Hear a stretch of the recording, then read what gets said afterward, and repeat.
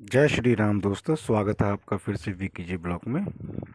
आज की haunted story एक गांव की है जो कि मध्य प्रदेश के एक गांव की है। उस गांव में मुकेश नाम का एक लड़का रहा करता था अपनी फैमिली के साथ। उसके माँ बाप और छोटी बहन रहा करती थी। और उनके घर के साथ में एक माया नाम की औरत रहा करती थी जो कि अपने हस्बैंड के साथ रहा करती थी। खुश मिजाज थी वो औरत और सबसे अच्छी तरह बातें किया करती थी। सब फ्रेंड थे उससे और नॉर्मल लाइफ चल रही थी सबकी। और बच्चे होते हैं जो गांव में इकट्ठे होकर खेलते रहते हैं, तो ऐसे बच्चे खेला करते थे और वो उनको देखा करती थी। और हंसी मजाक चलती रहती थी सब में। सब कुछ ठीक चल रहा था गांव में। अब क्या होता है, वो जो माया नाम की जो आंटी थी, उनकी जो औरत रहा करती थी, वो बच्चा मुकेश उसको आंटी कहा करता था, माया आंटी। तो क्या होता है कि पहले तो सब ठीक था, लेकिन कुछ दिनों से जो माया आंटी है वह चुपचाप रहा करती थी अपने घर की खिड़की के बाहर, अंदर से बैठ के, और बच्चों को बाहर जब वो खेलते थे उनको देखा करती थी। और ख़ास करके जो लड़का था मुकेश, इसको देखा करती थी बहुत ज़्यादा। तो होता क्या है फिर, उसका बिहेवियर थोड़ा सा चेंज हो जाता है। वो सबसे बातचीत करना छोड़ देती है और बड़ा अजीब से ढंग से बिहेव करती है। ना तो किसी से बात करना, ना किसी के घर जाना, ना किसी को अपने घर बुलाना, ना कहीं पर आना जाना। मतलब जैसे वो पहले थी उस तरह से बिहेवियर उसका ख़त्म हो गया और वो एकदम चेंज हो गई। एकदम से उदास और सुस्त रहने लग गई थी वो। और ज़्यादा किसी से बात नहीं किया करती थी, अपने घर में बैठी रहती थी। और उस लड़के ने नोट किया था, जो मुकेश था, कि वो उसको बहुत ज़्यादा देखती थी, उसको घूरती थी उसको। तो कुछ दिन ऐसे कटे, उसका बिहेवियर चेंज हो गया, तो गांव वालों ने उससे बात करना छोड़ दिया कि पता नहीं इसको क्या हो गया, बड़ा अजीब ढंग से पेश आती है। तो लोग बागों ने उससे बात करना छोड़ दिया और कोई भी उसके आसपास नहीं जाता था कि पता नहीं क्या हो गया उसका, अजीब सी रहती है, अपने अकेले में रहती है, मस्त रहती है अकेले में, और किसी से बात नहीं करती, घर में बंद रहती है, घर में ही, घर से बाहर भी नहीं आती। तो इस तरह से उसका बिहेवियर हो गया था, वो सबसे दूर दूर रहने लग गई थी। तो एक दिन होता क्या है कि जो लड़का था मुकेश, उसकी तरफ उसका थोड़ा सा आकर्षक थी वो माया नाम की जो आंटी थी। तो रात को बहुत ज़ोरों से आवाज़ आती है, बहुत ज़ोरों से किसी के चीखने की आवाज़ आ रही थी। तो गांव के सभी लोग ना, ज़्यादातर ना, उठ गए थे। और मुकेश भी उठ गए थे और उनके माँ बाप जो थे वो भी उठ गए थे कि बहुत शोर आ रहा है साथ वाले घर से। अब जो माया जो आंटी थी, इनके घर से बहुत ज़्यादा शोर आ रहा था इनके घर से कि इसने मुझे बुलाया है और अब मैं इसके पास से नहीं जाऊंगी। वो बार बार एक ही बात बोल रही थी, इसने मुझे बुलाया, इसने मुझे बुलाया, बार बार एक ही बात बोले जा रही थी। अब जब इतना शोर हो रहा था तो गांव वाले सारे इकट्ठे हो गए और सारे जो बड़े बड़े जो लोग थे वो सब उनके घर में जाके इकट्ठे हो गए और बच्चों को सबको बाहर भेज दिया। अब कुछ देर बाद कुछ लोग बाहर आए और बच्चों को सबको कहा कि अब तुम सब जाइए और ये जो आंटी है, माया आंटी है, इनको डॉक्टर के पास ले जाना है, इनकी हालत ख़राब है, तबीयत ख़राब है इनकी। अब बच्चों को क्या पता कि उनकी हालत किस टाइप से ख़राब है। अब वो क्या करते हैं, वो सारे के सारे लोग रात के टाइम पे ही गांव में कोई एक एक पंडित जी थे, सब उनके पास उनको ले जाते हैं, लेकिन बच्चों को कहा जाता है कि डॉक्टर के पास जा रहे हैं कि कोई डर ना लगे। तो उनको जो पंडित जी थे सब उनके पास ले जाते हैं रात को ही, क्योंकि उनकी हालत बहुत ज़्यादा ख़राब हो गई थी। अब वो निकल जाते हैं सारे के सारे। अब सुबह जो मुकेश थे, 5 बजे के आसपास सुबह उनकी माता जी आती है और कहती है कि डॉक्टर के पास से होके आ गए, अब उनकी हालत ठीक है और कोई दिक्कत नहीं है। लेकिन वो उनको ये नहीं बताते कि पंडित जी के पास से आए हैं। अब नॉर्मली सब आ जाते हैं और वो अपने घर चली जाती है और जो माया आंटी थी उनकी हालत थोड़ी बहुत ठीक हो जाती है। और लेट जाते हैं वो।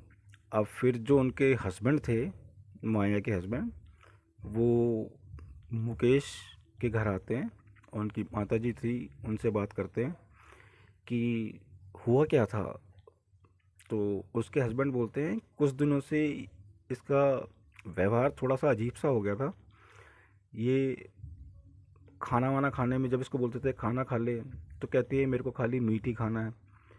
और नहाना वाना सब बंद कर दिया इसने। मैं इसको कहता है कि पूजा कर लो, तो वो सब इसने छोड़ दिया, पूजा भी नहीं करती थी ये। मंदिर की तरफ पीट करके बैठ जाती थी। और ना नहाना धोना, ना ढंग से कपड़े पहनने, मेरे से भी बात नहीं करनी, बड़े अजीब ढंग से पेश आती थी ये। और रात को अजीब अजीब सी आवाज़ें निकालती थी। तो इस तरह से मेरे को बड़ी दिक्कत हो रही थी। और रात को तो इसने बहुत ज़्यादा वो, मतलब कि इसके अंदर क्या आया, ये इसके बाल खुले, जीभ बाहर निकाल रखी है, कह रही है मैं इसको छोड़ूंगी नहीं, इसने मुझे बुलाया है, इसने मुझे बुलाया है, मैं उसको छोड़ के नहीं जाऊंगी। तो इस तरह से बिहेवियर ये करने लगी थी। तो आंटी कहते चलो ठीक है, पंडित जी ने देख लिया है, अब कोई दिक्कत नहीं आएगी, अब तुम भी घर जाके सोइए, ये शायद अब कुछ ना हो। तो उनके हस्बैंड भी अपने घर चले जाते हैं और सब सो जाते हैं। अब एक दो दिन तो माया जो आंटी थी वो ठीक रहती हैं। अब दूसरी तीसरी रात क्या होता है, जो उनके हस्बैंड थे वो ड्राइवर थे। अब उनका फ़ोन आता है उनके घर पे, मुकेश के घर पे, कि आज रात मैं नहीं आऊँगा, आज रात मेरे को कहीं पर जाना है काम से। अब है तो उसके साथ कोई ना हो तो अच्छी बात है, तो इसलिए आप उनके घर जाके सो जाइए। तो तो आंटी कहती है ठीक है बेटा, तुम अपना काम करिए, मैं तुम्हारे घर जाके सो जाऊंगी। अब वो कहती है अपने बेटे मुकेश को कि मैं अकेली जा रही हूँ बेटा, तुम भी मेरे साथ चल लो, और आंटी के घर सोना है, और सुबह आ जाएंगे। वो मना करता है कि नहीं, मैं आंटी के घर नहीं जाऊँगा, मेरे को बड़ा अजीब सा लगता है। तो वो कहती है नहीं नहीं, कोई बात नहीं है, मैं तेरे साथ हूँ, सिर्फ जाएंगे और सोएंगे और सुबह आ जाएंगे, बस मैं तेरे साथ हूँ। वो कहता है ठीक है मम्मी, जब आप साथ हो तो ठीक है, फिर चलता हूँ। वो दोनों उनके घर सोने के लिए चले जाते हैं। अब वो जो मुकेश था वो अलग खाट के ऊपर लेट जाता है, और उसकी माँ अलग खाट पे, और जो माया आंटी थी वो अलग खाट पे। अब रात को सोने के बाद अब उसको थोड़ा सा डर लगता है मुकेश को। वो कहता है मम्मी मम्मी बोलता है। तो मम्मी तो उनके पास नहीं आती, वो माया आंटी उनके पास आ जाती है। अब जैसे ही वो उसके खाट पे आके उसके साथ लेटती है, तो मुकेश को लगता है कि मेरी माँ आई है और मेरे साथ लेट गई है। वो उसके ऊपर हाथ रख के लेट जाता है। लेकिन कुछ देर बाद वो देखती है कि उसके गाल पे कोई चाट रहा है, जीभ से कोई चाट रहा है, गीला गीला सा लग रहा है। उसकी आंखें खुल जाती हैं। अब जब वो देखता है कि माया आंटी उनके साथ लेटी हुई है और उसकी जीभ इतनी बड़ी हो चुकी है, वो मेरा गाल चाट रही है, आंखें लाल हो रखी है, बाल खुले हैं, नीली साड़ी पहन रखी है उन्होंने, और बहुत ही भयानक लग रही थी। वो बहुत ज़ोर से चीख के उठता है। और जैसे ही वो उठता है तो उसकी माँ भी उठ जाती है कि बेटा क्या हुआ। तो वो कहता है कि माया आंटी मेरे साथ थी यहाँ पर। कहती है माया आंटी आपके साथ थी? कह रही वो तो देखो गोरी, वो खाट के ऊपर सो रही होती है, दूसरे खाट पे सो रही होती है। वो कह रहा नहीं, अभी माया आंटी मेरे साथ थी और मेरे को चाट रही थी ऐसे ऐसे, मेरे जीभ से उनकी जीभ इतनी बड़ी हो गई है, और आंखें लाल थी, बाल खुले थे, वो मेरे को चाट रही थी यहाँ पर बैठ के, और बड़ी अजीब सी हंसी हंस रही थी। तो वो कहती है बेटा माया आंटी तो सो रही है, तूने, तेरे को कोई वहम हुआ होगा, तू लेट जा। वो कहता मम्मी मैं यहाँ पर नहीं रहूँगा, मैं जा रहा हूँ अपने घर पर सोने के लिए, आप यहाँ पर अकेले रहिए इनके साथ, मेरे को बहुत डर लग रहा है। अब वो इतना बोल के फिर उसकी माँ कहती है ठीक है बेटा, अगर तेरे को डर लग रहा है तो तू चला जा। साथ में उनका घर था, वो चला जाता है अपने घर, वो रुकता नहीं है वहाँ पर, घर पहुँच जाता है वो। उसे डर लगता है तो वो घर चला जाता है। अब जो उनकी माँ थी वो सुबह जैसे ही 5-6 बजते हैं, वो उनके घर से आ जाती है उनके घर पे, और वहाँ पर पहुँच जाती है, अपने घर पर निकल जाती है। तो कहती है रात को क्या होगा? कह रहा मम्मी मेरे को बहुत डर लग रहा है, माया आंटी बहुत ज़्यादा अजीब सी लग रही थी। कह रही बेटे वो ठीक तो हो गई है, अब कोई दिक्कत ही नहीं है उनको? कह रहा नहीं, रात को जो मैंने देखा है, तो मैं झूठ नहीं कह रहा। वो कहती है चलो कोई नहीं, तेरे को वहम हो रहा था। ये बात ख़त्म हो जाती है वहाँ पर। अब जो मुकेश जो था, उसके कुछ दोस्त थे, वो पक्षी पालते थे, कबूतर वगैरह जो पालते हैं, ये काम था। तो 15-20 थे उनके पास। तो क्या होता है, एक दिन बाद 3-4 कबूतर उनके गायब हो जाते हैं, मिलते ही नहीं हैं। और उनका दोस्त भी परेशान हो जाते हैं, जो जो थे मुकेश के दोस्त, कि हमारे पक्षी गायब हो रहे हैं धीरे धीरे, ये जा कहाँ रहे हैं इसका पता नहीं है। अब ये बात यहाँ पर ख़त्म हो जाती है। फिर उनके गांव में एक जगह जागरण था, उनके घर में, उनके गांव में ही, घर से 7-8 घर दूर। तो सभी गांव वाले इकट्ठे होते हैं जागरण में। तो सब तैयारी में लग गए थे कि शाम को जागरण है, तो सब तैयार हो रहे थे। तो मुकेश की मम्मी कहती है कि बेटा, जो आंटी हैं उनके घर जाइए और उनको भी ले आइए, शायद वो तैयार भी होगी होंगी। तो फिर वो देखते हैं कि वो कहता है नहीं मम्मी, मैं आंटी के घर नहीं जाऊंगा, मेरे को बहुत ना अजीब सा लगता है ये। वो कहती है बेटा कुछ नहीं होता, वो ठीक है, जा आंटी के घर जा। और उनको बुला के लिया है कि जागरण स्टार्ट होने वाला है। अब वो उनके घर पहुंच जाता है, दरवाज़ा खोलता है, तो जो माया आंटी थी, वो घर में बैठी होती है मंदिर की तरफ पीठ करके। और उनको बाल जो थे वो उनकी आंखों पे थे, मंदिर की तरफ पीठ करके बैठी हुई थी। जैसे ही वो अंदर आता है, दरवाज़ा बंद हो जाता है अपना। अब उसको वही लेडीज़ देखती है जो रात को उसको दिखी थी। अब वो उसको देख के खड़ी हो जाती है, वो उसको देख के खड़ी हो जाती है। और जब वो उसकी तरफ देखती है, तो वही चीज़, उसकी जीभ बाहर और आंखें लाल, बाल खुले हुए, नाखून नाखून पड़े हुए, और नीली साड़ी पहन के वो उसकी तरफ देख के हंस रही होती है। और बहुत डरावनी लग रही थी वो। अब जो मुकेश जो नाम का लड़का था, वो उसको देख के बेहोश हो जाता है, वहीं पर गिर जाता है। फिर उसकी बहन बाहर से झांकती है कि आंटी चलो, जागरण स्टार्ट होने वाला है। लेकिन वो देखती है कि मुकेश उसका भाई भी वहीं पर पड़ा हुआ है। फिर वो बहुत ज़ोर से चीखती है, आंटी सामने है और मुकेश वहाँ पर पड़ा हुआ बेहोश। अब सारा गांव इकट्ठा हो जाता है, सारा गांव इकट्ठा हो जाता है, मुकेश को बाहर लाया जाता है, बेहोश हो गया वो। अब सबको ये हो जाता है कि फिर से, कि शायद वही जो साया था, जो भी कुछ था, वो माया आंटी पे फिर से आ गया है और इनको फिर से दिक्कत हो रही है। तो मुकेश को तो वहाँ से उठा के ले जाते हैं वो। और फिर क्या करते हैं, और उसका दरवाज़ा बंद कर देते हैं कि अब ये बाहर नहीं आएगी। और फिर उसके हस्बैंड को फ़ोन करते हैं कि तुम जहाँ पर भी हो जल्दी से घर आ जाओ, तुम्हारी वाइफ की तबीयत ख़राब हो रही है। और जल्दी से अपने घर पे आता है, अपना काम ख़त्म करने के बाद अपने घर पहुँच जाता है वो। अपने घर पहुँचता है तो फिर जो पंडित जी थे, उनको बुलाया जाता है दोबारा से। और उनके घर में पंडित जी थे, उनके हस्बैंड भी आ जाते हैं, और गांव के बड़े बड़े लोग खड़े हुए थे। और मुकेश को भी वहाँ पर लाया गया। अब मुकेश को जब वहाँ पर लाया गया, तो उसने देखा कि जो माया आंटी थी, उनको बांध रखा था अच्छी तरह से, उनको अच्छी तरह से बांध रखा था, और उनको बिठा रखा था मंदिर के पास ही। अब पंडित जी बैठे हुए हैं, गांव के लोग बैठे हैं, मुकेश के माँ बाप बैठे हुए हैं, और माया आंटी जो थी, उनके हस्बैंड भी आ चुके थे। अब सारे एक रूम में एकांत में उनके घर में बैठे रहते हैं, बैठ जाते हैं सारे आके। अब वो पंडित जी जो जो थे, मुकेश के पास आते हैं कि बेटा डरो मत, और ये बताओ कि तुम्हें इस घर में और कौन दिख रहा है हम लोगों के अलावा। वो पूरे घर को देखता है, फिर एक जगह देख के वो रुक जाता है। घर के कोने में एक साया खड़ा होता है, बाल खोल के, और उसकी आंखें चमक रही होती है नीली साड़ी में, ऐसे उसको साया दिखता है, जो घर के कोने में खड़ा हुआ है, और माया आंटी को बांध के रखा हुआ था।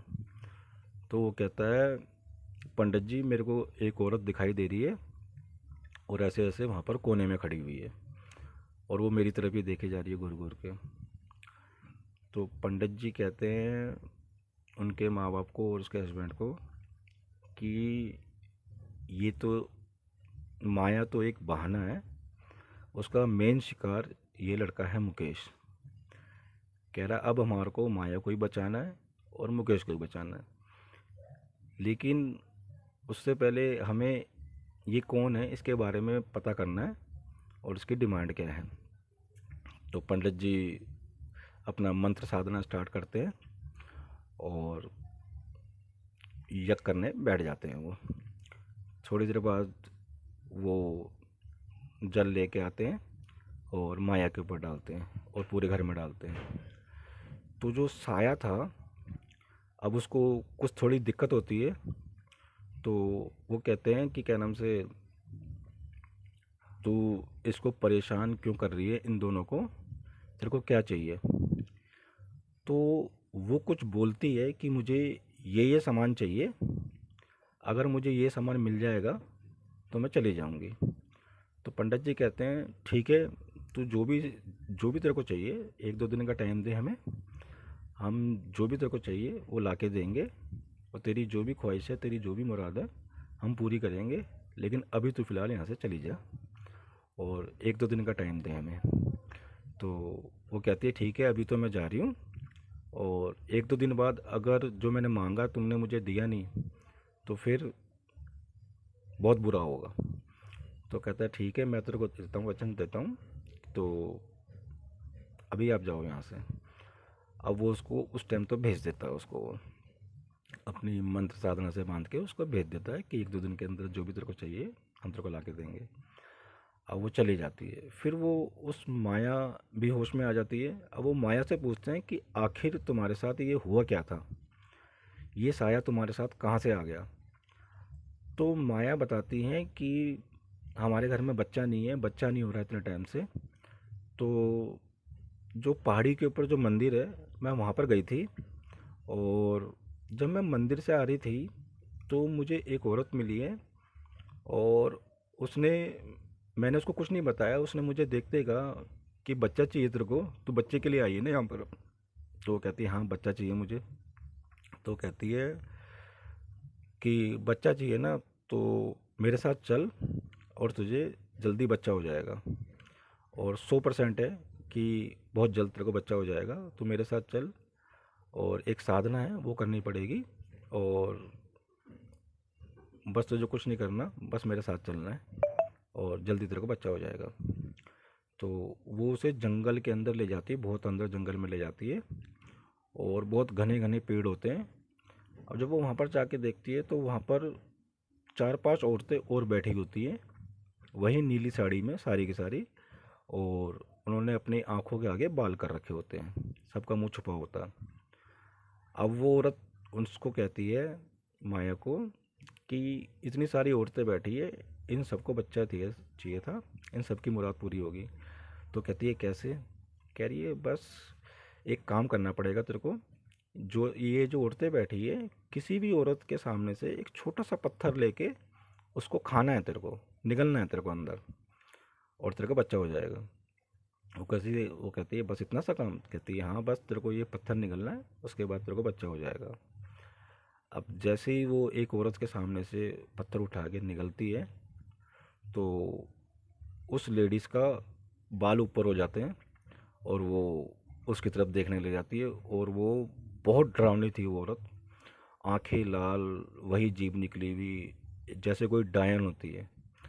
और जैसे ही वो माया उसकी तरफ देखती है कि ये तो कोई डायन टाइप की औरत है, और वो वहाँ से, पत्थर तो उसने खा लिया, अब वो वहाँ से भागती है, वहाँ से सीधा अपने घर की तरफ। तो जंगलों के बीच से भागते हुए वो अपने घर पे आ जाती है, और घर पे आने के बाद अगले दिन से ही उसको अजीब अजीब सा कुछ दिखने लगता है, और बिहेवियर चेंज हो जाता है।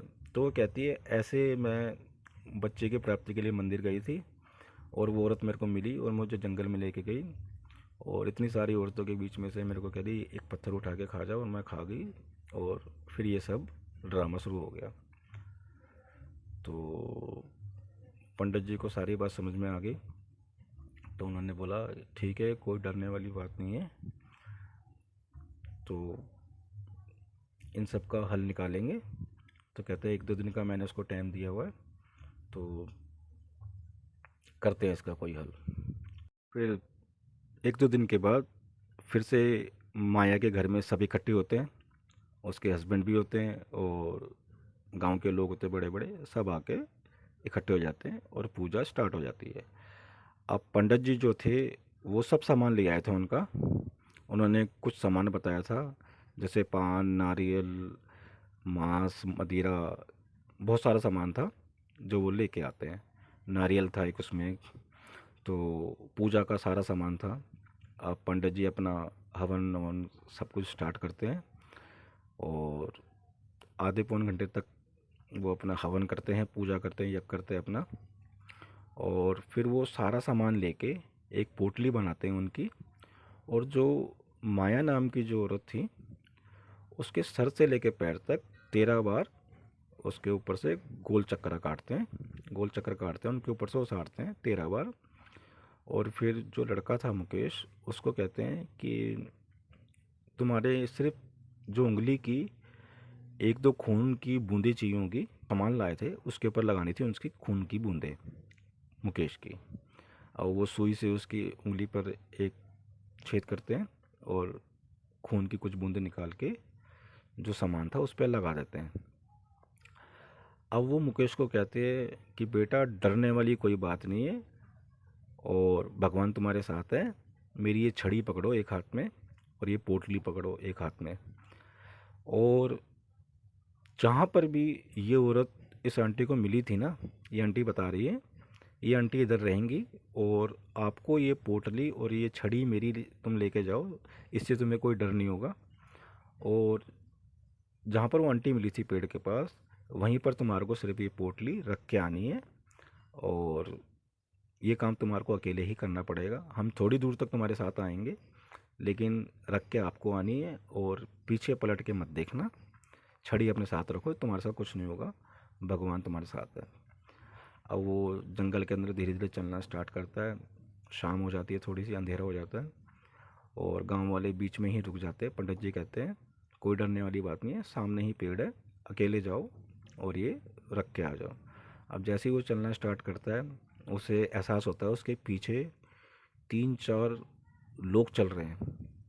अब पंडित जी ने साफ मना करा था कि पीछे पलट के मत देखना, वरना तुम्हारे साथ दिक्कत हो जाएगी। अब पंडित जी ने ये भी कहा था पीछे से तुम्हारे को आवाज़ें भी आएंगी कुछ, कि पलट के देखो या फिर कोई आवाज़ आएगी, तो पीछे मत देखना बस। अब वो चलते जाते हैं छड़ी हाथ में लेके और पोटली हाथ में लेके, और वो सीधा जाके उस पेड़ के पास रुक जाते हैं। अब पीछे से उसको आवाज़ें भी आती हैं, हंसने की आवाज़ें आती हैं, उसका नाम लेके कि मुकेश जरा पीछे देखो, लेकिन वो पलटता नहीं है और पोटली को वहीं रख के और धूप बत्ती अगरबत्ती जला के और वहाँ पर रख के वो वहाँ से फिर घूमता है। रखने के बाद घूमता है और जैसे चलना स्टार्ट किया तो वो लेडीज़ सामने आ जाती है उसके। जो जो लेडीज़ थी, वो डायन जो थी, वो कहती है अब डरने की कोई बात नहीं है, सीधा अपने घर चला जा, आज के बाद मैं तेरे को कभी तंग नहीं करूँगी, क्योंकि अब तेरा उतारा हो गया है। तो इतना बोल के वो डायन गायब हो जाती है। अब जो मुकेश था वो तेज़ी से स्पीड से जाता हुआ सीधा गांव वाले के पास पहुंच जाता है। पंडित जी को कहता है कि उसने मेरे को ऐसे कहा है कि अब तेरा उतारा हो गया है और अब मैं कभी तेरे को तंग करने नहीं आऊँगी, ना तेरे को और ना उस औरत को। तो पंडित जी कहते हैं ठीक है, अब उसका उतारा हो गया, आप घर चलो और अब तुम्हारे साथ कभी कोई दिक्कत नहीं आएगी, लेकिन कभी जंगल के इस एरिए में मत आना, वरना फिर से तुम्हारे को दिक्कत आ सकती है। उसको ही नहीं, सभी गांव वालों को किया मना कि इस एरिए में मत जाना, वरना किसी के साथ भी ये हो सकता है। आज तो इनका पीछा किया था उसने, अगर कोई इस तरफ जाएगा तो ये उसके पीछे पड़ जाएगी, इसलिए इस तरफ कोई ना जाए। और वो चले जाते हैं, लेकिन जैसे वो घर पे पहुंचते हैं तो गांव वाले सब कहते हैं कि भैया अब क्या नाम से इस औरत को और उसके हस्बैंड को ये गांव छोड़ के जाना पड़ेगा। और पंचायत के अंदर बैठते हैं तो उनको बोलते हैं कि अब इस औरत को और उनको यहाँ से जाना पड़ेगा। अब उसका हस्बैंड भी अपनी वाइफ को लेके गांव छोड़ देता है। लेकिन कुछ दिनों बाद पता चलता है कि जो माया नाम की जो आंटी थी वो मर जाती है। तो तो उनकी माँ और उनके बाप को बहुत दुख होता है, मुकेश को भी और पूरे गांव वालों को, कि आखिरकार वो डायन उसको लेकर ही चली गई। लेकिन मुकेश के साथ उस दिन के बाद कोई दिक्कत नहीं आई और वो एकदम ठीक हो गया। तो दोस्तों, ये कहानी आपको कैसी लगी? अगर अच्छी लगी हो तो दोस्तों प्लीज़ सब्सक्राइब कर दिया करो, लाइक और शेयर कर दिया करो। जय माता दी, जय श्री राम, जय हिंद।